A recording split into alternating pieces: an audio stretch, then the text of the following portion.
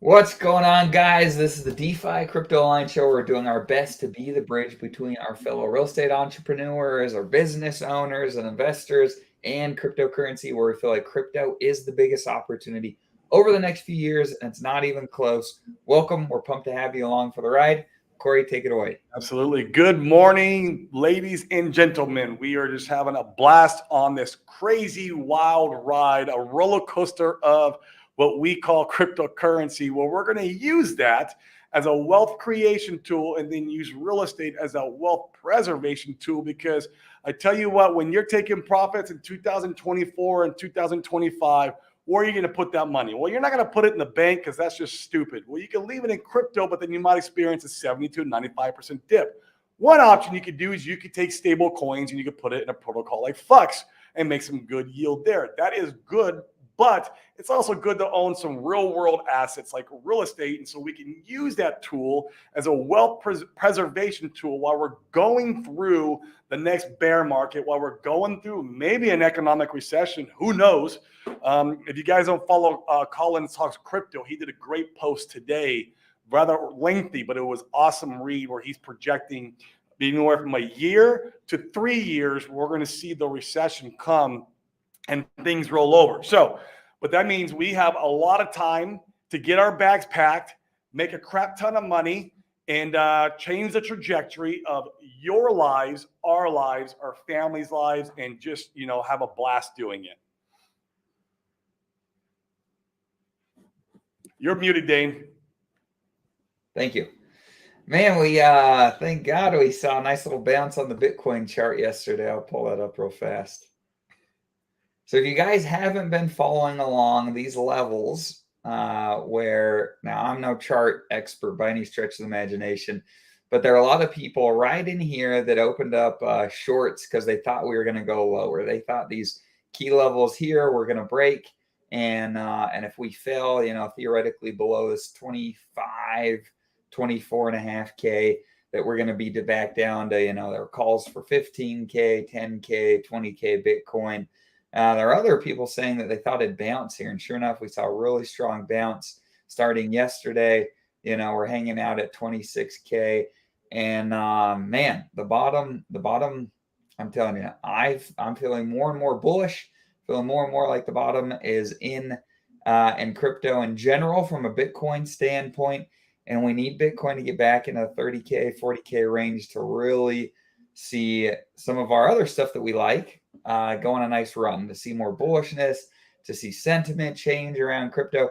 Corey and I were talking this morning where, we've been talking with some of our other friends that are they're in real estate or own businesses about crypto.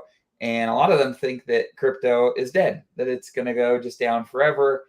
And they don't want to get into something, of course, no one does, that you think is just going to go down forever. And that sentiment is going to be changing. I'm telling you, it's coming. Bitcoin halving early next year. Love seeing short-term things like this on the Bitcoin chart, and I think we're heading to greener pastures, potentially faster than other people realize.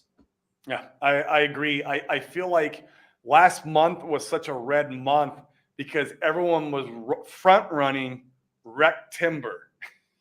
That's right. Remember, when everyone thinks in the market, when everyone in the market thinks something's going to go one way, and like the general population or masses now think that, the market tends to trick them or tend to go another way.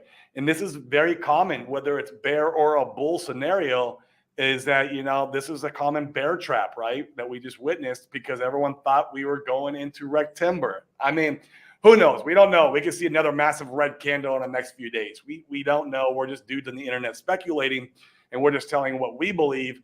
But yeah, man, I think that was a very strategic fake out right there. Absolutely. Bigger money. And if the thing that nobody can call unless you're a politician is a potential black swan event that could occur from some of this. There's already talks about potential new virus outbreaks and shutdowns and money giveaways and things like that. The nice thing is that if you were here the last time that happened and you position yourself near the bottom, well, you did all right. You did just fine. If you're in crypto, you held and you sold, didn't have to be perfect, but near the top. If that happens again, we'll be ready to rock this time around. And so we'll see. But barring a big black swan event, I think upside is coming much more quickly than many realize. Agreed. And you see it in the news too. Like, and obviously in a bear market, positive news does not affect the charts. And then it's vice versa in a bull, negative news won't affect the charts. But you saw, I saw today, Sony is making their own blockchain. Sony, like what? Like you They're guys gonna are. try. This is crazy. So we have a huge, big brand name coming out and going to create their own decentralized blockchain. And it's not going to really be decentralized, but I don't know how it's going to look, man. That's going to be fun to watch that play out. And if Sony has a place, in crypto, we'll see. But either way, it's news like that and things that you see like that tells you that what the future looks like, even though the chart's not really telling you, but you could see what the future is, what's going to happen in the future just from news like that. Sony would not be investing. I'm sure it's going to be a lot of money to build some blockchain that they're going to try to get users on if they didn't believe in the space as a whole. It's going to be interesting to see. And we haven't, and I think that's such a strong point. We haven't seen it reflected on the price charts yet, but there is so much positive news coming into crypto right now. I think it's pretty wild. It's just a matter of time till sentiment changes, and we're back off to the races. Yeah, agreed. You guys, welcome, Tom. I look like I'm sitting in a basement dungeon. Well, you are accurate, sir. That's because I am. My basement, my freaking basement flooded, and so I am in the middle of a construction zone currently. They just finished paint, so I should be able to start putting some of my stuff back up on walls. Should have flooring and cabinets back in by next week, and I'll be back in business. So knock on wood, we have no more basement floodings, and and I'm in better shape. Blink twice if you need us to call the authorities. You guys got jokes this morning. I'm here for it. Yeah. This is great. Yeah, appreciate you guys coming in. Yeah, love your streams. Keep it up. Hey, we appreciate the feedback. Man, I was watching, so Corey and I are talking about this. I think it's really valuable to go, and especially if you find people that are posting on Twitter or sharing video content that you disagree with, I think it's really healthy to go watch some of it and try to figure out why it is that you disagree with it and what's actually going on.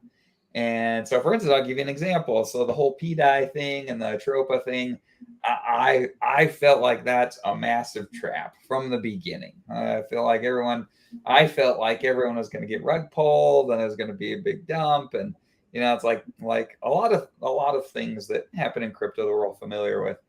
But man, I started watching some streams. I watched B Roots this morning, that he did yesterday. I've been watching some of these other PDI guys.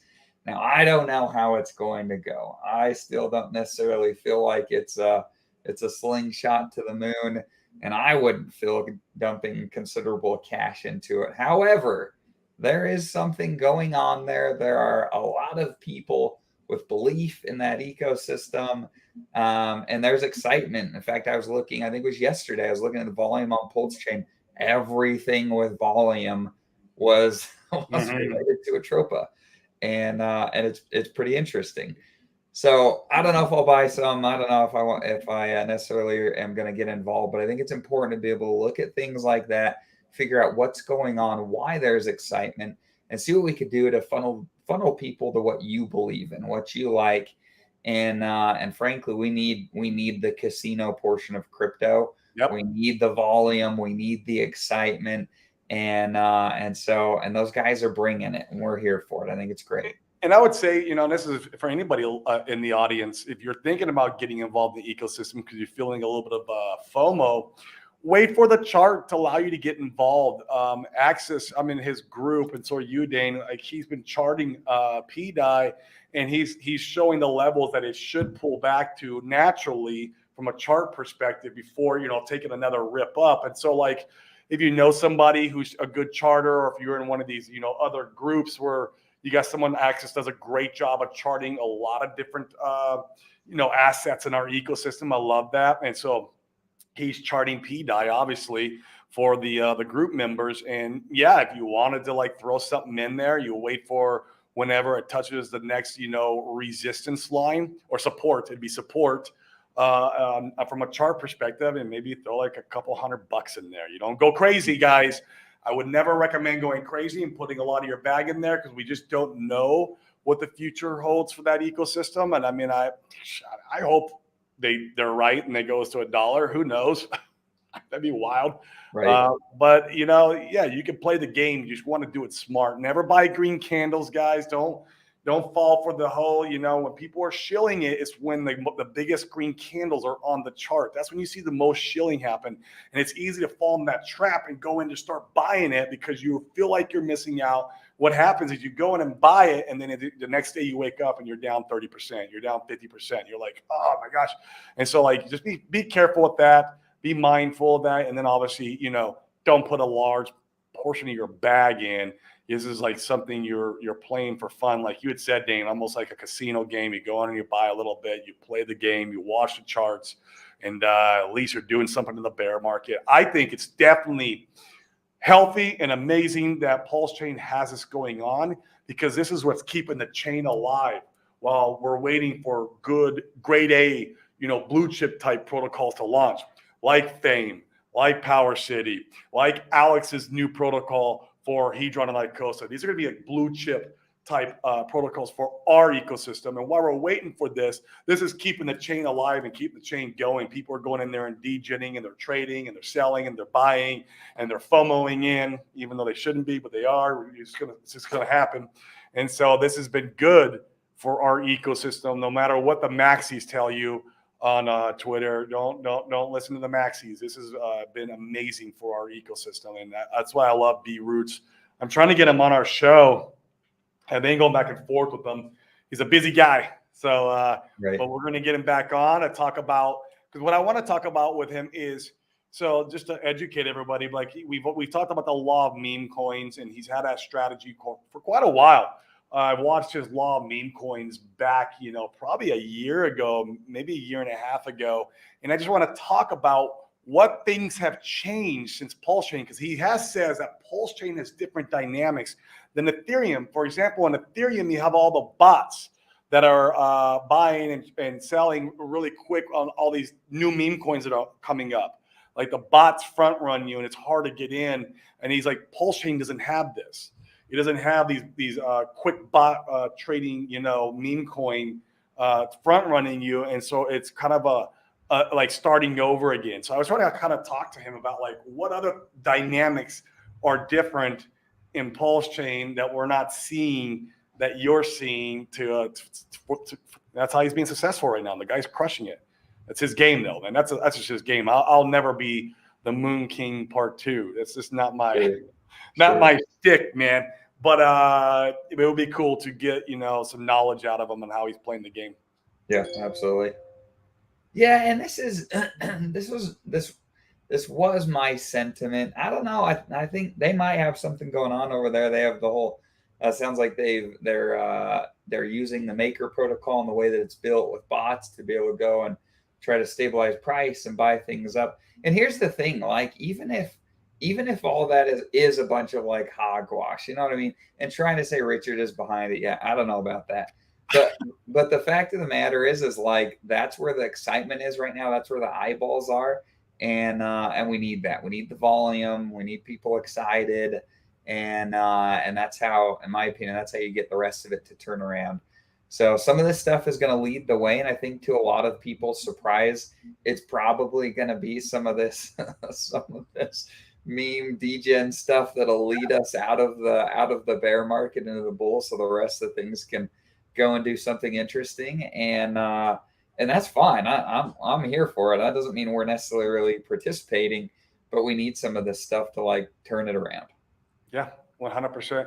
It brings adoption and eyes to the chain. I mean, you got people who are coming over from Ethereum now because they see all the green candles over our meme coins and they want to make some, they're degenerates, they're gamblers. They want to come in and place their $50, $100, $500 bets and try to do a 10x. That's just and you could do it with almost no fees. It's great. And you can do it almost no fees. You can trade in and out all day long very easily.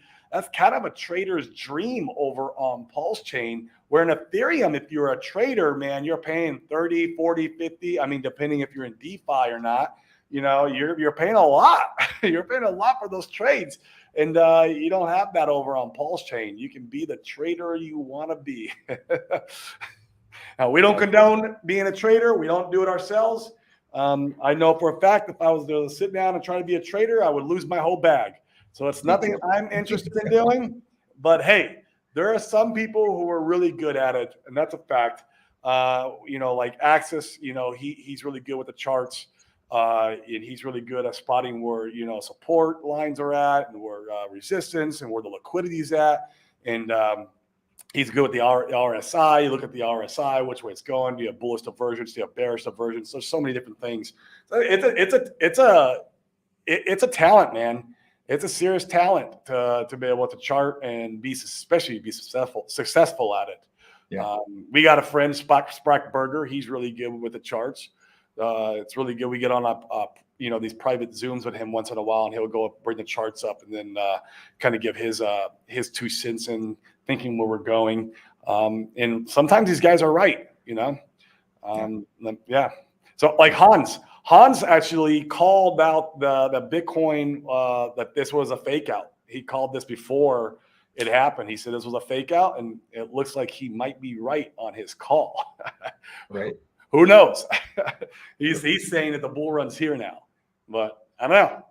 Yeah, we'll see. But if Waters Above is right, then on the 16th, we should see a massive red candle again, because the 16th is supposedly the Black Swan event, according to Waters Above.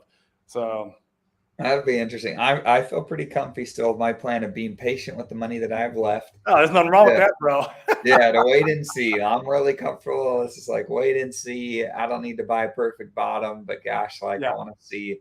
Yeah, I want to see an uptrend before. And you got bags. It's easy to do that when you got bags. You know what I mean? Yeah. You're pretty packed, where it's like you're not missing. Like, yeah, sure, you might have missed the bottom. Okay, whoopie doo, but it's still. I mean, you're perfectly fine if you had to buy a 10, 20%. You missed that part of the move. It's not going to kill you because you already got your bags packed. Right. So. Right.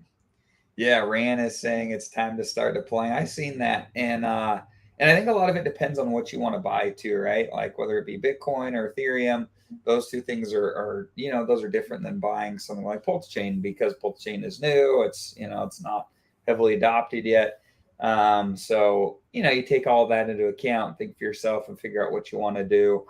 If I was looking specifically to acquire Bitcoin, well, frankly, I'd still be waiting this month. I'd be really comfortable just waiting to see what happened before I grab some more. But yeah, I like it. You're starting to see more people that are like, hey, it's time to go, get loaded up, and let's rock. Yeah, agreed. We need, like you said, I don't know who said that. I was watching, it was someone's show, that we need Bitcoin at 43K. That would trigger the mass retail to come in. I don't know why that number. And if you guys know in the audience who I'm talking about, I can't remember exactly where I saw it. It might have been on Rand. It was on one, or maybe it was BitBoy. I don't know, but it was one of the bigger shows that said that we need 43K Bitcoin to trigger the mass retail FOMO. And then basically all the other, your alts, your other layer ones, all the others, take off at that point, because then you have full FOMO effect across the whole ecosystem. So yeah. I don't know. That's just that's a lot of speculation. No, but generally, right? It's we just need more bullish sentiment for Bitcoin, so the rest of the market can carry. Because what happens is that people make money in Bitcoin. Retail comes in, they're buying it up, right? And then that money comes out and it flows into Ethereum, and then that money, Ethereum's pumping, and that flows out into all the alts and all the other alternative layer ones. It's like a trickle down effect. And yeah, that's the way a lot of the players play the game, and then they make all the money in these alts and layer ones, and then they feed it back into Bitcoin again. Like it's their way of building their Bitcoin bag. A lot of people do that, so it's interesting. We do the same thing in Pulse, right? A lot of people right now are playing the meme game because they're trying to grow their Pulse bag without having to put new money in. I mean, that's pretty sexy when you can build your bag without putting new money in. Man, who doesn't want free money? And so, like, that's what a lot of people are doing right now with the PDAI and the Tropa and any of the other meme games that are going on in there. Like Teddy Bear. Teddy Bear has been freaking just absolutely ripping, bro. Like that thing is like a freaking Shiba Inu of Pulse chain. I don't know. It's ripping, yeah. I'm curious to see. I mean, some of this stuff is fun. Like you said, Corey, though, I don't want to buy big green candles. I want to be patient about Axis's charts. He's charting all of this stuff. Yeah. All of it. Like he's charting it, and just watch for levels to get into, because it will come back down some. It ain't gonna come back. You're not gonna get the great, 6, 7 zeros again on it. But like you can still get it, or maybe you get a nice, 2 or 3x. That's exciting. I mean, what else is going on right now? There's not much else. Yeah, it's true. Like you get a 2 or 3x on $500, you're pretty excited. Yeah, absolutely. So, if Joe can become president by sleeping in his basement, you can make us millions in crypto from your basement. Appreciate the vote of comments. I just need a son with a drug addiction, doing drugs in the White House, and now we're really on to something. Yeah. This is interesting. Yeah, last cycle I didn't feel retail coming back until all-time high in Bitcoin was broken. After that, it was pure chaos. Yeah, that's interesting. It'll be fascinating to see when they come back in. I feel like in general, retail's paying a lot more, at least in our conversations, retail's paying a lot better attention this go around. I think they're going to come in sooner than all-time highs. I really do. Because I think many people have seen the runs from crypto like we have. That's why we want to get so heavily involved this time around. You've seen the runs, you've seen what's happened, and you want to try to position yourself so that you can capture that this go around. So yeah, we'll see. We will see. Yeah, all my onboards are in the PDAI game. Yeah, it's fun. I mean, it's interesting. There's something to be said about keeping yourself entertained as we go along, and yeah, it'll be interesting. Yeah. Here, Corey, I got to take a call. 1 second. Okay, go ahead. Take the call. And then Tin Top, we need the money printers to go burr. Yes, sir. I believe that we're going to see it, probably sometime next year. But the thing is, Tin Top, typically when the money printers go burr or they start lowering the interest rates, well, actually, so at first they lower the interest rates. And then once we start and the interest rates start coming down, that's when the big collapse happens. This is historically, right? We don't know if it's, but usually, history usually rhymes. But that's usually when the market crashes, is when they start lowering the interest rates. And then at that point, yeah, you're right. Then they'll do some kind of like, whether they're bailing out banks or they're stimulating, the economy one way or another through, maybe it's businesses like Apple or whatever. They're not going to let the massive blue chips die out via the recession. And so, yeah, that's when the money printers would go burr, and then risk on assets would have, be able to move. But make sure you keep a bag, man, because I'm telling you, and I I really like this guy, Colin Talks Crypto. If you guys are not following him or seeing his content on Twitter, go follow him. He's a pretty smart dude. He actually lives out here in Puerto Rico. He's actually a Hexagon too. He's a Hexagon, but he's a firm believer in Bitcoin and Ethereum. And so that's his main bags, where he's being the Hexagon and Pulsarkin on the side. But he really feels strongly about the left translated cycle coming up in 2024. And what would happen is if the market rolls over, man, I tell you, it's like the COVID dip, or I mean, I should be saying that on here, the pandemic dip. I don't want to get canceled, but it really would be.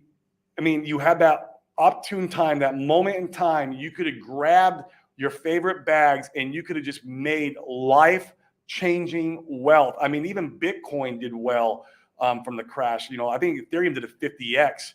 It's absolutely insane. So, like, you want to make sure that you're saving some dry powder, or maybe you're exiting out of the market when you're anticipating this to come. Don't be holding, you know, for that 1000x. Make sure you're playing smart as the cycle is going through, because if that happens and you have dry powder on the side and you're able to grab your favorite assets, I mean, hold on to your shorts, because that is when you could get the 1000x.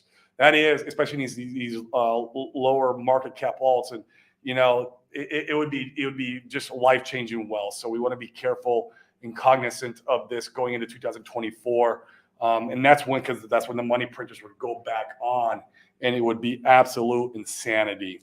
So, and who knows? Maybe all this talk that you know, they might end up doing a new pandemic, and then they keep that's how they turn the money printers on burr, and then maybe we don't see a recession because they're front running the recession with enough printing. But that would be so much chaos in itself. I don't know about that.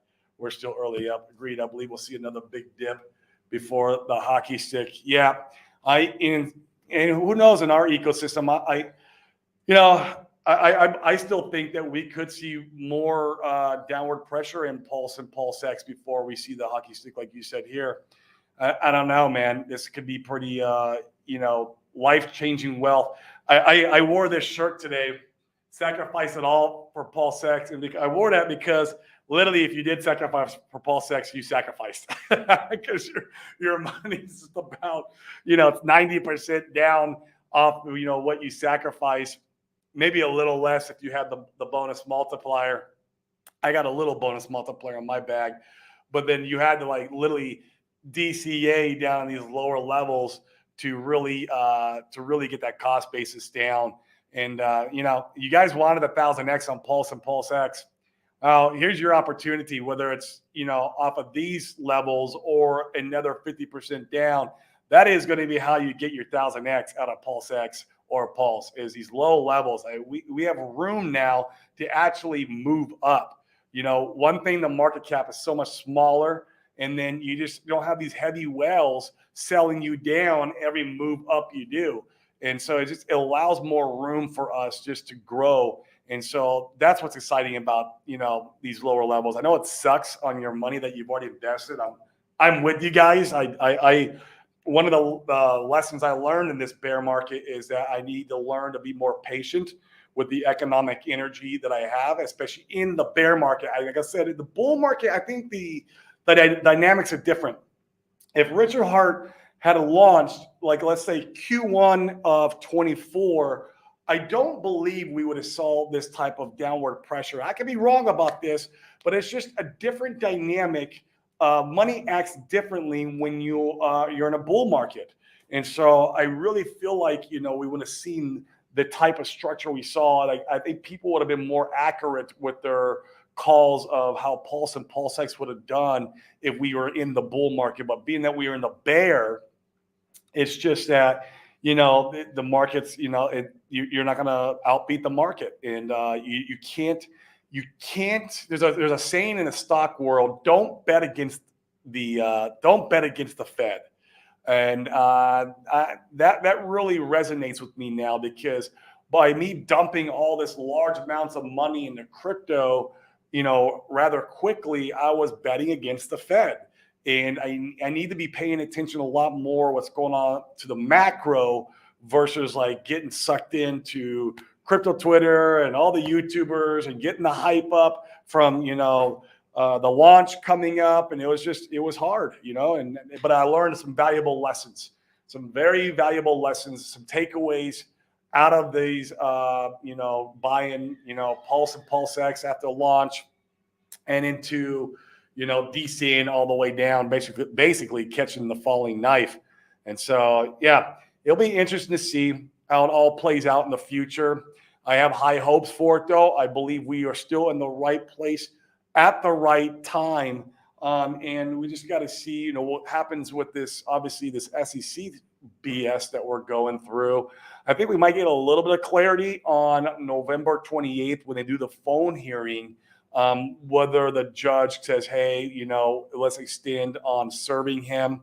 We had on our show yesterday, we had talked about how and I was not aware of this, when someone goes after you with a lawsuit, whether it's the SEC or it's a third party, they have, it was 4 months. I think it was 120 days. So they have 120 days to serve you. And if they don't, then they have to go back to the judge and they have to get an extension. But basically, a lot of times what happens is if people don't get served after 4 months, then the case can get dropped. So it'll be interesting to see. The only issue that we see with this is obviously in the SEC law or the SEC suit is they mentioned fraud multiple times. And so if they fail to serve him, then they're going to try to get the DOJ involved. That way they can go and try to extradite him out of the country he's in. There's so many different unknowns. But I think maybe we'll have a little bit more clarity after November, maybe not. And we'll see what happens. It's going to be a wild ride. So, I said multiple times, the best time to launch a coin is in a bear market. Absolutely. I believe that although the timing of the bear market is very critical, I truly believe if it went for the SEC thing going on, he still wouldn't have launched Pulse Chain. Because I know for a fact that there was private chat rooms with devs that he was pushing really hard, rushing Pulse Chain to get out before it was a complete and finished product. And that's why we saw PulseX come out with so many problems, with bugs in the code. And, if you guys remember the liquidity where nobody was getting the fees and he had to do the V2. And then now, it's just a big old mess. Problems with the buy and burn. Just been one problem after another. I really believe none of that would have happened if they weren't so rushed. And so I believe that we still wouldn't see Pulse Chain right now if it wasn't for the SEC. When he launched Hex, it was actually in October before if you guys can correct me if I'm wrong, I see Brissology in here, and maybe he knows, but Hex was launched around October-ish, if I'm not mistaken, prior to the Bitcoin halving. So it was a lot closer to the Bitcoin halving, or where the market was turning around in sentiment, versus where he launched, Pulse Chain. We were in the deep of the bear market. And so timing is everything on trying to preserve liquidity. And December, it was a December launch. That's what Liam said. That's interesting. December 3rd, 2019. So there you go. It was a lot closer to where the market sentiment was turning around, or the market maybe had turned around, and you come out and you launch a new protocol. I mean, you're off to the races in. So we still had a lot of bear market to go through launching where we did. So the good part is that for the people who have dry powder on the side, this could be the opportunity of a lifetime. Get out there. If you don't have dry powder, get out there and hustle and make some dry powder. We're still bringing new money in, and we'll be deploying it, as we're moving along here. And this could be absolutely legacy wealth buying times, and time will tell. And so, December 3rd, we got a lot of OG hexagons in here. That's good. So, oversubscribed auction sales, which is what Pulse and PulseX were, always experience a sell-off like this in crypto. This blood-letting period is painful, but probably required. I agree, Liam. It's required for us to see the mad gains that we wanted out of this ecosystem, to really see the growth that we wanted out of this ecosystem, and to get rid of, a lot of the big bag holders. Man, there was a lot of top bag holders in Pulse and PulseX.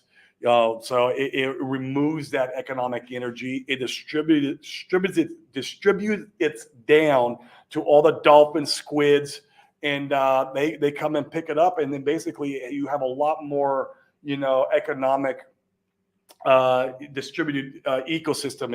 It's a lot fairer, and so yeah, it was definitely needed, and we'll see how it plays out. Yeah. X was December launch. Yes.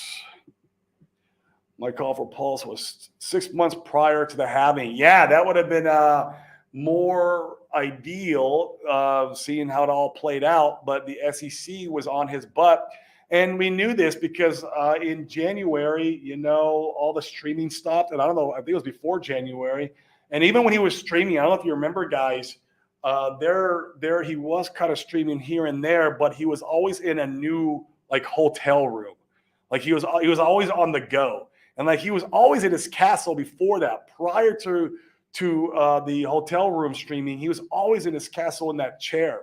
And then all of a sudden he was always on the go, and he'd have the LV bags behind him that he'd place to kind of have the same feeling when he was streaming, but he was always on the go there the last 6 months or so when he was streaming. So I felt like he maybe even known then, which lines up perfectly with when the Hex influencers were getting all, served for information. Basically, they were doing an investigation on everybody. Lucky enough, we weren't streaming then, so we didn't start streaming until December of last year when Hex was at its local low. Then we started streaming because we were trying to get our heads up, out of the FUD and get some positivity into our lives and into the ecosystem. So I guess this is what the protocols on Pulse are going to launch. Yeah, Paul, me and Dane were talking about this the other day. If I had a third-party protocol that I built, and even if I did a SAC for it, I get it. It sucks that SAC was 2 years ago. For example, some of these were 2 years ago, some not so long ago. Man, now I would be giving updates, and I would be giving very clarification on audits and everything else. But if it was me, I would be waiting until sentiment kind of turns around. So that way my protocol doesn't experience a 95% down, on the price chart before getting some life breathed into it. But that's me, and everyone is different. Now the PH ecosystem has defied this whole, they've actually launched and held really good stability in their price charts. Now, with that being said, not a lot of people sacrifice for fiat because not a lot of people knew about it. I was lucky enough that I did, but there wasn't a lot of money given to fiat in the it was just a few $1 million, right? Yeah. Yeah. I think it was less than 10. I think it was 5 or 6, something like that. Yeah, I did a rather not big. Some people might. It was small.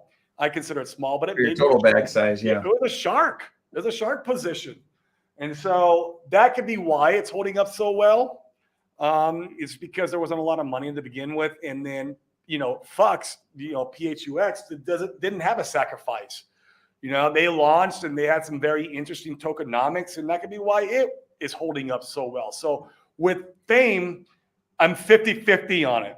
I'm it could hold up well. But at the same time, they got a lot more economic energy put into it than fiat did. It might see a bit of a lava memes. I don't know. We had a member in our group asking earlier this morning how they would play it if they did not get into the sacrifice. How would they get involved in Fame when it launches? It's an interesting question because I'm 50-50 on how it's going to play out. I just don't know. And but we know the last two protocols have done quite well. One thing is that he's ensuring confidence in the marketplace. He's got great confidence, so he's able to deliver a great product. And so maybe that confidence will also help protect the price chart when Fame launches. So it'll be interesting. Yeah, I've been going over that question multiple times in my head. So yeah. It'll be interesting. Yeah, that's a good question. Yeah, how would you onboard new money into the ecosystem to purchase Pulse? I mean, essentially two different ways, right, Corey? The Yeah. first is you could, we're big advocates for things that have been built for Pulse. So something like Coast, I think, is really freaking cool. And in time, the liquidity that we'll build there, and so it can make a lot of sense to onboard that way. Now, the fees are something you need to pay attention to, depending upon where you live, and the cost to onboard money and things of that nature. I said it on a show here. I think it was about a month ago. I was helping a guy move money over. I can't remember the exchange he was using, but man, by the time we were done, his $5,000 was down to 4 by the time we got it over to Pulse Chain, and I mean that was expensive. So depending upon where you are and what you're using, you got to make a determination. For those of us that are here in the United States, it's still, if you're going to move over, more than like $1,000 maybe is a good like cutoff. It's still cheaper to go through something like, in my experience, it's been cheaper to go through something like Coinbase and or like Robinhood, for instance, and then send over to your hardware wallet and then bridge over. I don't think you can. Robinhood, can you send? I didn't think you could send money out of Robinhood. Yep. To a decentralized wallet. Really? Okay. Yeah, it's pretty slick actually. I was doing that just the other day with one of our one-on-one guys because his Coinbase got closed down and is Kraken too. And so I was like, okay, what other options do we have? He's like, well, I got a Robinhood account. I was like, well, I've never done that, but let's see. And yeah, like you could move it over. The problem is you can only move it over in like $5,000 chunks a day. So depending upon how much capital you have is that was kind of a pain. But otherwise, I mean, I think the fees were very like reasonable. Really? Yeah. So there's another option. Yep. Yeah. Yeah. Oh, this is interesting. Yeah, Tin Top. Protocols need to launch before the end of the year, January 1st, 2024. New regulations, laws go into effect. Yeah, in the USA. That's actually an interesting point. I hadn't considered that. If you've got something to launch and you're US based. In fact, are there many? I'm trying to think of the guys of some of the bigger sacrifice protocols. How many of those guys are US based? I mean, I think Liquid Loans is not. I think Power City is not. The PH stuff is not. Something like, I don't know where Gerardo is these days with Mintra. That might be something to consider with that one. Yeah, that's an interesting thought. He's supposed to be launching next month. Yeah. We'll see. We'll see. I hope he does. I hope it goes great. I really do. I sat for it, bro. I stayed out of that one. Yeah. But I hope he does. We need everybody. We need all of it.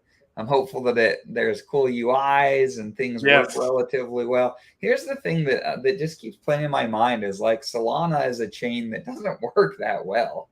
And it did awesome last freaking go around. Now FTX was buying the crap out of it, so there's something to be said about that. But man, you don't even need flawless operation to have good price performance. You need it to generally work and have some appeal. So yeah, I'm interested to see what like a Mintra does. It's like Sami says, community is the asset, not the code. Yeah. It's 100% accurate. Yeah, agreed.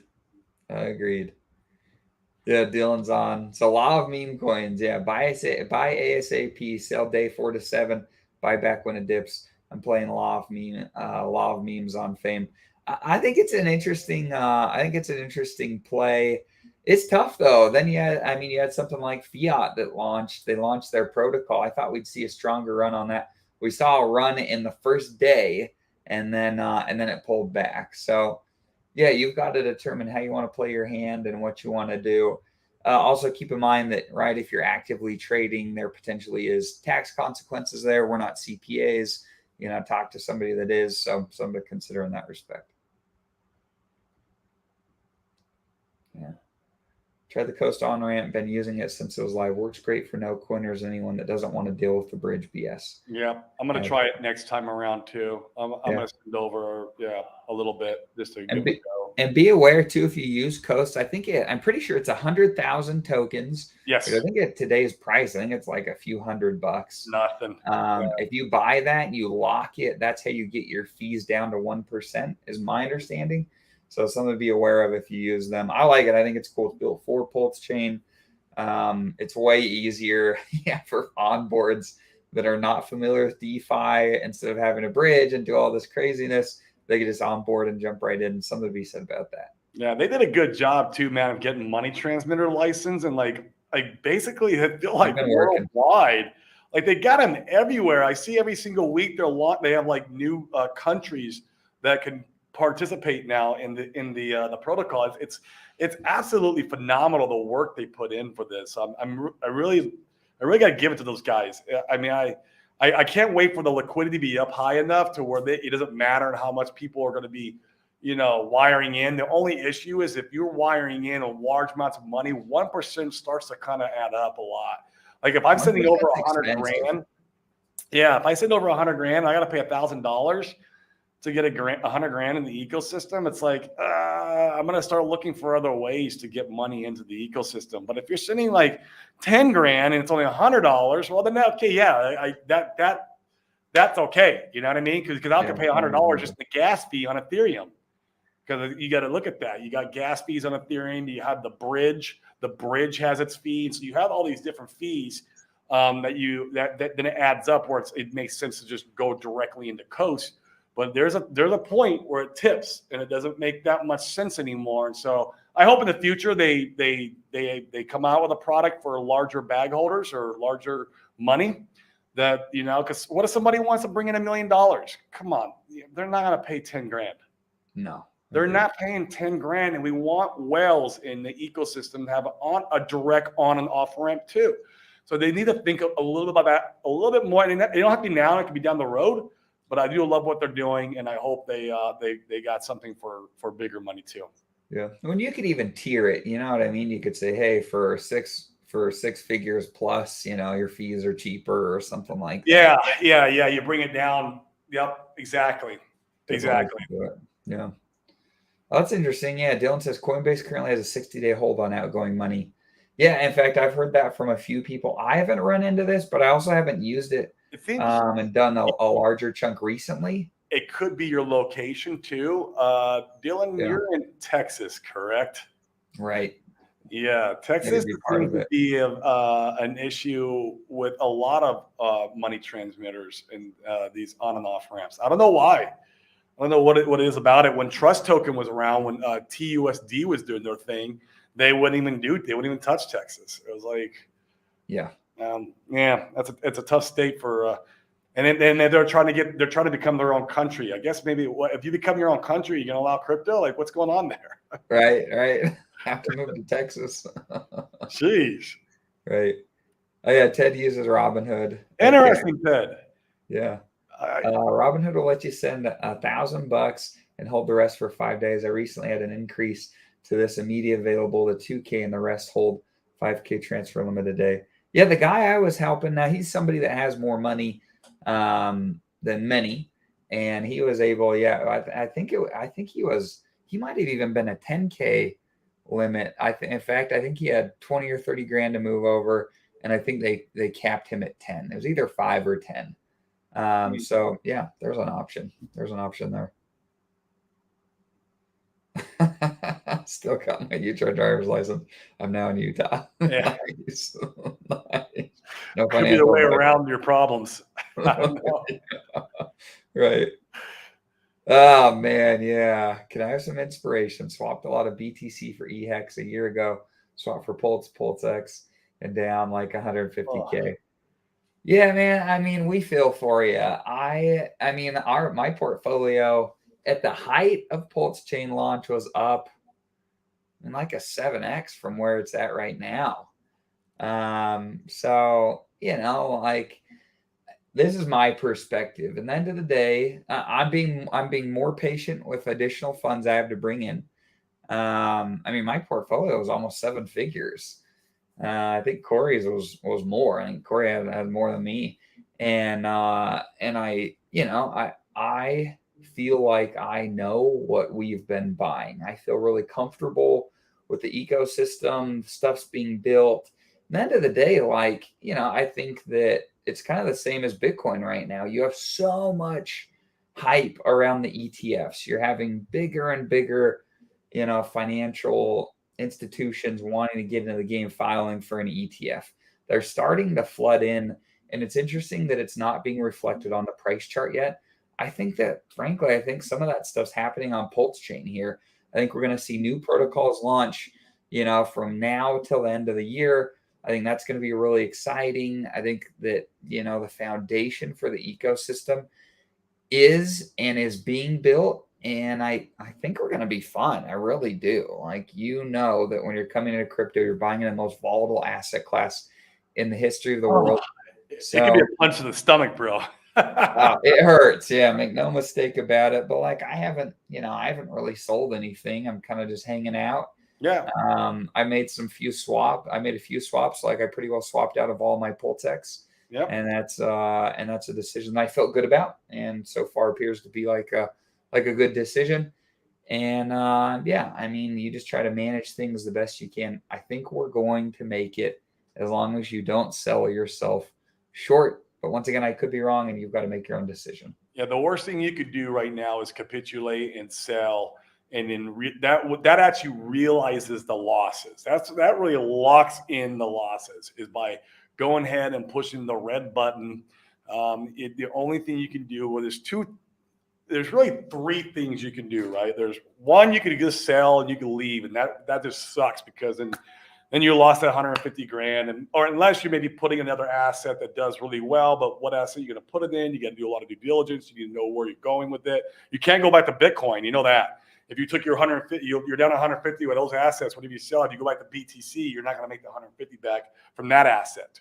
We know that, and we're pretty. Unless Michael Saylor's right and BTC is going to 5 million this cycle, which is absolutely asinine. But so. That's one, right? You can sell, and that would suck. That would have sucked the most to me, in my opinion. Two is you could just hold, don't do anything, ride this through. I'm a firm, strong believer. I believe it to my bone that we are in the right place at the right time with this ecosystem, with you guys. I'm telling you, not financial advice, obviously, but what I believe. And so, like, you just hold, right? Hold, and, if Pulse Chain and PulseX do, conservative numbers, even a 20 or 30x from here, then you are significantly pretty, up on your money. It might not be the massive 100x that you wanted out of the gate, but hey, you're still going to be in a really good place. The third option is you could DCA if you have more dry powder, or if you can, work or do a side hustle to get more dry powder. You could DCA at these lower levels, and it doesn't mean you have to right now at this level, because I don't know if it's going to go down another notch. It could, but you could DCA and get that cost basis really down. So that way, when it goes and does a 30x from here, you're able to realize some pretty good gains on all that, on the entire portfolio. So I mean, that takes a lot more faith, right? You got like. Option one takes zero faith. It means you're like, oh, this is like a shit show. I'm done. F you guys. I'm selling. You take your losses. Two, you have to have some faith that we're going to be okay and that we're going to make it on the other side. You just hold. Three is continue to DCA. And so those are the three options. I would say for me, man, option one is definitely not an option. It's somewhere in between option two and option three. For me. And so, yeah, you got to come to your own conclusion on that. And it's hard. It's just really, really hard, especially with all the FUD and everyone on Twitter. And we got people on Twitter capitulating and cussing out Richard Heart. I mean, they're like, you got people going crazy right now on Twitter, dude. I put my wife's savings. I'm like, well, bro, like, did you mortgage the house? Like, is this what you like? These are the kind of people like, when you mortgage the house and you sold your family car and you can't put food on the table no more. Maybe you took out too much leverage. It's these type of moves that you should never be doing in any investments. I don't care what you're investing in. You should never over invest yourself where it's like you know, if you having some bad, bad year that basically you're bankrupt. It's just, and this is what we're seeing. This is really what we're seeing. And it's unfortunate. We're going to see more of this. The longer we stay down here, we're going to see more. And it's part, and it sounds mean, it's just part of the cleansing process the market's going to do, because we were overvalued and we were overhyped, and it's just what's happening. So that's my 2 cents. It was a little bit long-winded, but I feel like you are in the right place at the right time. It's going to be amazing. Yes. Now, on that note, keep watch of the left translated cycle that may or may not play out. Sami talks about it a lot in his videos. Colin talks crypto, talks about it a lot of his videos. We've talked about it a few times. Just keep a close eye on that. We don't want to. I don't think the economy is going to make it to 2025. I like a traditional cycle. I just don't. Yeah. Let's just be careful with that. Really careful. So, but I think we could see some pretty good runs in 2024. I really do. I think. Yeah, I think next year will be strong. 24 is going to be an amazing year. Not even for crypto, but I think the economy as a whole too. As they're kind of saving the economy for the next presidential election kind of deal, and then man, whoever gets in office next time is going to have a shit show to clean up. Oh my gosh, I'd hate to have that job. Maybe it's Biden again. He's just like, oh, it's the same old shit. It'll be Kamala before it's Biden, in my opinion. Let's not get into politics. Yeah, it freaking hurts. We're with you on that. We're with you on that. I'm with you on that, man. It does hurt, but that's part of the process. I really believe that. It sucks. But we decided we wanted to be in this asset class. We know what this asset class does, and this is how you earn your gains. You know how in the real world you go to work or you create a business and that's how you earn the money? Well, this is us earning this, 100x or 50x or 30x or maybe potential, 500x. Who knows? I don't know what we're going to do, but this is us earning that. Going through this. This is us, earning our, getting our stripes. A lot of people have sat through some massive dips, had some massive volatility. I said Brizology in here. Brizology is like a Bitcoiner from 2013. I'm sure he sat through just crazy volatility. And this is how you earn your way through in crypto and you get the big gains. Nothing in life is easy. My dad used to tell me all the time when I was a kid, he's like, son, nothing in life is easy. And if it is, it's a scam. Well, this is just right. This isn't easy and it sucks. But on the other side, there is a rainbow. Yeah, absolutely.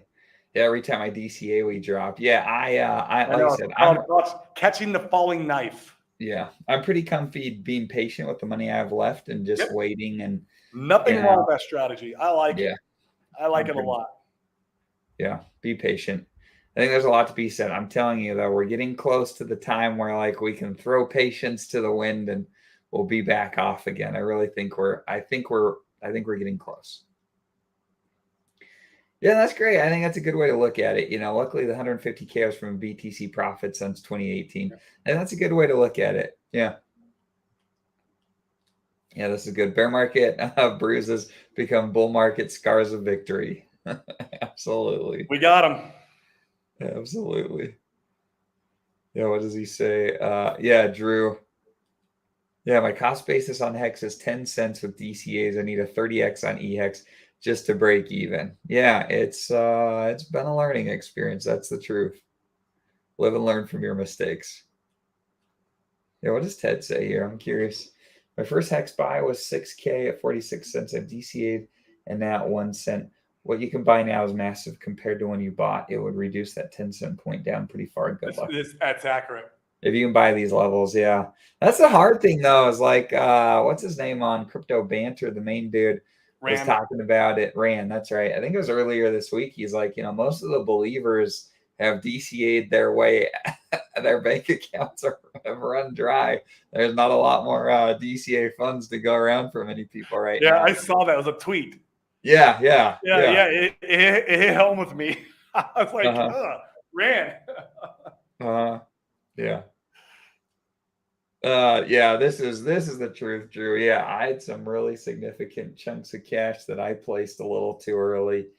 And yeah, I just wish I would have been more patient. That's all. I feel pretty confident that we'll be fine now. I think, I think every as long as you're willing to take profits and you're paying close attention to time frames, I think we're gonna make it. I think we're gonna be fine over, next year. I think everybody's gonna be in a lot better place. Just Many make sure people are you not. sell. Yeah, make sure you take profits though. I can't. It's gonna. I promise you, it's gonna happen again. 90%. You're gonna see the stories all over again. It just, guys, make sure to take profits. Don't be scared taking profits. You'll never go broke taking profits. Right. Right. And I'm telling you guys, and we shared this one yesterday. I think this one plays over and over in my head. I thought it was so good to learn from. Let me share this one. So this is this is the Coinfessions account. It's a great one to learn from on Twitter. But so many people get wrapped up in the passive income that they put that before everything else. And the fact of the matter is there is no, at least in this point in crypto, there's been no passive income that could outpace the dips, the drawbacks that come in the bear markets. I mean, this person round tripped almost $3 million because they were making 35K a day, just freaking making it rain. And so, like you just get intoxicated by the yield. I had a protocol I was making 50K a month on. And this was about a year ago. It was nuts. It was nuts. And that was a good learning experience. That was one, luckily I was taking very significant profits from that one. So I came out really good. I didn't round trip my bag on that one, but like it's intoxicating, the passive income. The people are going to come back in the bull. They're going to say, stake your hex for 15 years. Look at all this great T-share yield you can live off of. They're going to sell you all the same BS that the people sold last time around. Make sure you don't get caught up in any of that. Take profits and be smart with your holdings. Yes, 120%. Ugh. 35 racks a day. I thought I was doing good at 50 a month. 35 a day is nuts. God, you talk about the euphoria you're feeling Oh, time. Man. And when you're feeling like that, you feel like it's going to go on for freaking ever. It always feels that. But imagine when it doubles and then it's 70K a day. Imagine what I could do then, and then it all crumbles. And you're like, gosh. Yeah. Oh, gosh. Yeah. I'll be taking massive profit this time around. I was scared of the tax man and hard to let these coins go. I'm telling you, have a plan. Like that's where we talk about using real estate as a wealth preservation tool. Yes. Have a plan. If you have the right plan in place, you're not going to get bent over by the tax man. You'll be able to buy assets and mitigate taxes or move to Puerto Rico. If you're a United States citizen, there's lots of ways to manage this and do it well. There's usually, I can't remember who was saying it. There's in every country, there's usually at least one spot that the population can move to where they have a tax haven. Almost every country in the world has a spot like that. For the United States, obviously it's Puerto Rico, which is really cool. What's really cool about that is that spot, like here in Puerto Rico, tends to end up being like a hub for crypto. Like this is a crypto hub here. So like if I want to go out and hang out with people who are doing bigger things in crypto than I am, they're a phone call away. And I can go out and have dinner with them. And it's really cool in that aspect. It's because you always want to be in the rooms where everyone's doing bigger things than you. And that's how I was able to be successful in real estate, is that I was joining masterminds, getting around people doing bigger deals than me, had bigger businesses than me, making more money than me. And I was able to level my game up by being around those people. And now moving out here, it kind of does the same thing from a crypto standpoint, which is really cool. So you get the tax breaks, obviously, but then but it's not gonna be for everybody, obviously, too. You got to change your lifestyle a little bit. You got to be able to live, somewhere else. If you have kids in school, if they got friends, are they gonna want to separate from their friends? There's so many different things. Yeah, absolutely. I think that's solid. Yeah, this is oh man, I think this is yeah, that's fortunate. That's fortunate. I've got my last one actually that'll be closing at the end of this month. And yeah, thank God it didn't sell 2 months ago when I had it on the market. Had a freaking FOMO'd all that in and been so frustrated with myself right now. So that's good, Mike. That's good. Once again, I think the name of the game, we're not to a place quite yet, in my opinion, where you want to, throw everything to the wind and go all in. I want to be a little bit more patient still. But now's the time to be really paying attention to that. Yeah, absolutely. These guys. I mean, frankly, we need them. Like, we need these people to be shilling that because, like, it's really useful. I mean, imagine it's really useful for everyone else to be locking up their coins so they can't be selling when it's time to be selling. Like, and it just blows my mind when people are like, "Oh, well, you'll never know the top, and so just stake it forever." Well, come on, man. Like, I don't know. I could do this all day. Come on, man. Yeah, excellent take here, Drew. In fact, I've been talking to my wife a lot about this over the last few months. It's interesting. This is the first economic recession that I've been old enough where I had something to lose. Last time I was in college and I was so poor, I didn't feel the recession because I had no money to begin with. I was poor. I was about as poor as you could get. And now, yeah, it's interesting. It's important to be able to learn to prepare yourself. And I'm telling you guys, I mean, I think there's a lot to be said. Is there, what does this next recession look like? I mean, it could be pretty severe. It very well could be. And I think that if that's the case, whether you think that's going to be the case or not, I think it's important to hedge in such a way where, you know, you say, hey, if this next recession is brutal, how much profits do I need to be taking? How much money should I be taking off the table to be able to allow myself some flexibility so I can pay my bills? I can do the things I need to do. For a lot of people, financial freedom, it's not the Lambos, it's not the crazy expensive vacations and the mansions, all that stuff is fun.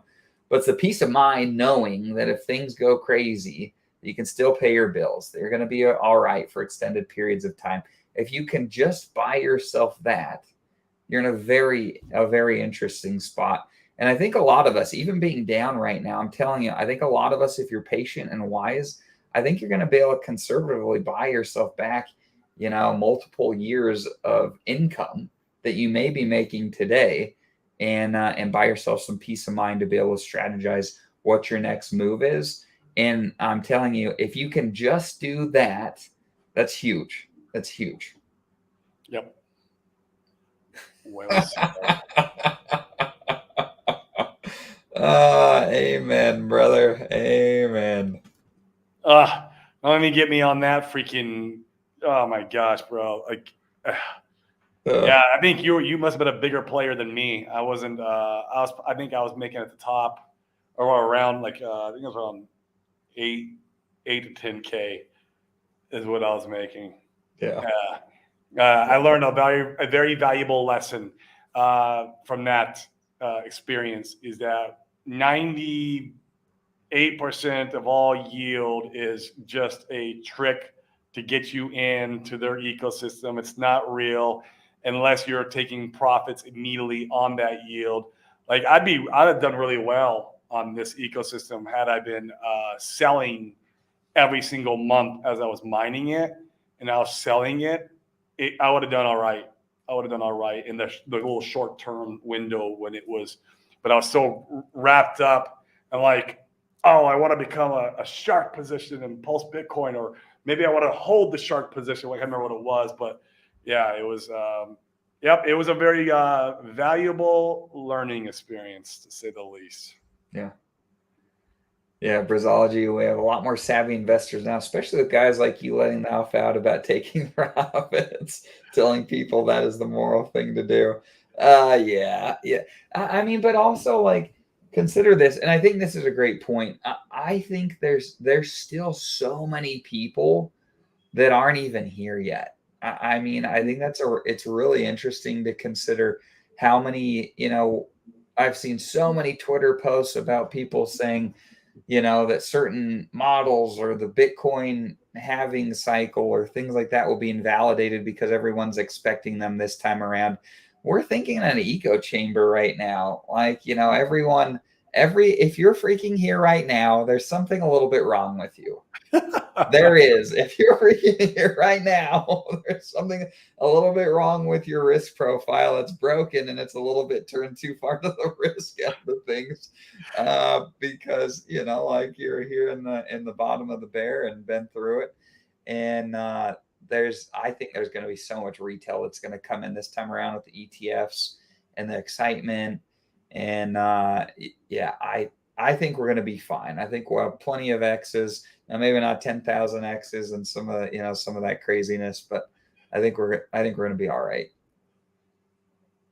Yeah, Paul echoes the same thing. We'll see. Yeah, we're early. I agree. I think we're freaking so early on this cycle. The people that are buying, that are going to be buying this year, I'm telling you, there's going to be people next year that are going to be, looking at us and saying, "Oh, you guys, you were so lucky that you were buying back then," when they don't know the pain that we've gone through over the last 2 years to be here now. Oh man, yeah. That attitude is the difference between noobs and veterans. You and I pray for more pain in the market because we understand what the bull brings. Yeah, this is true. I'm not praying for any more pain. No, I'm done with my pain too. Dear God, it'd be nice to kind of it. get off of the races from here. I would be okay with that. I've had plenty of opportunity to DCA. Bear market brothers. That we are. You guys with the jokes today. Turns out we were too early. Yeah, man. You're not wrong. Oh, well said, Crypto Cat Dog. Well said. Yeah. Crypto Cat Doge. Yeah. Yeah. Let's see. Only around 10% of people in the world use crypto from what I can see online. We're still early. I think it's even less than that in a lot of the world. Overall macro, yeah, but I mean, there's a lot of things I can argue with that sentiment. Like it is what's going to be around, when we get 20, 30, 50% of the population using crypto. How's the crypto space going to look then? Things evolve and things get different. So yes, you're right on one side of the coin, but the same side, 20 years from now, 30 years from now, when everything evolves and things change, it's going to be a much different landscape. Yeah. In my opinion. Will even Bitcoin be around? Maybe, because it's the OG dinosaur. That's for sure. But I don't know. Will Ethereum flip it this cycle? Will Ethereum flip it next cycle? Who knows? Which would give it, a pretty serious, a shift in the market. So it's all interesting. I feel like, I'm 46. I have a daughter who's 2. When she's 46, it's nothing that we're talking about right now. I don't believe is going to be around. Agreed. It'll be a totally different my world. opinion. That's my opinion. A lot of people are like, oh, that's why they, I want to stake Hex for 15 years because, I'm against it. Yeah. Most businesses only last 15 years. Yeah, agreed. This is technology we're talking about here. Yeah. I tell you, Briz, so I find it fascinating with our group. We talk to business owners and real estate people about crypto every day. And I'm really interested to see how many people from my dad's generation, how many of those calls we're having. Like most of the calls we're having are not with a 20 to 30-year-old individual. Like I think a lot of people anticipate that's who's coming to crypto, and they are. But we're having a lot of conversations with guys in their 50s, their 60s. Even one of the guys in our group is in his 70s. Robert Allen. Yeah. Robert Allen's 74. I mean, I think it's really telling. I think a lot of boomers see, they've been here, they've had experience, they've seen some economic pain. I think some of them see what's coming. They've been able to retire from businesses. They've been able to do different things. They're looking to place capital. I think there's going to be really big adoption from the boomers, as well as, younger people as well. I think this next bull could be, I don't know. I don't want to be the super cycle guy, but I think there's plenty of X's in the tank for all of us that are here now. Yeah. Tin Top's trying to manifest one more dip. No more dips. Let's send it. I'm ready to be done with the dipping. Yeah. How much dipping do you want, Tin Top? I mean, you've already got the opportunity to buy deeper than the largest whale. Mm-hmm. The largest whale, you have the opportunity to buy deeper than him. So, I mean, I get it. And I mean, in PulseX, you could buy, I mean, I don't know, it's like 7 times deeper than the largest whale. Who knows? It's so wrecked. Like, you want value buy. There you go. If you think of where the biggest value buy is at, you could argue and say PulseX is it, even though I'm still buying Pulse. Yeah. Let's see. Did you ever get to the bus stop so early no one was there and you thought you missed the bus? 3 minutes later, everyone showed up and all ended well. I'm stuck in that 3-minute lull. Yeah, that's it. Man, we freaking got to the bus stop like an hour early. Like, shit.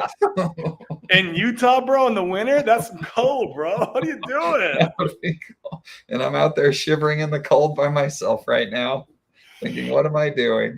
Oh, man. Absolutely. I think this is the bottom, but I could be wrong. Yeah, July down 58% from SEC. With Hunt, last famous words, I could be wrong. He's trying to call the bottom so it can be marked. That's right. I hope you're right, Dylan. I do don't too. know what Tin Top's smoking over there, and that's great. He just wants the DCA some more. I get it, but man. Yeah. But you know what? If we took another 50% dip, man, I'm prepared for it too. I'm prepared for it. And that'd be Black Swan. Yeah. And I might deploy some capital at it. I might be with you, Tin Top, deploying it, but I'm not gonna like it, bro.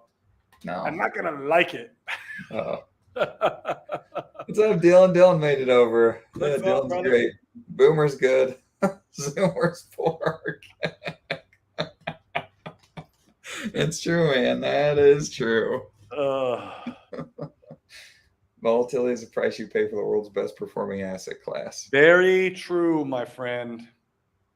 We're hoping that it becomes the best performing asset class again this next run. We're here for it. We're here for it. One way or another. And we paid.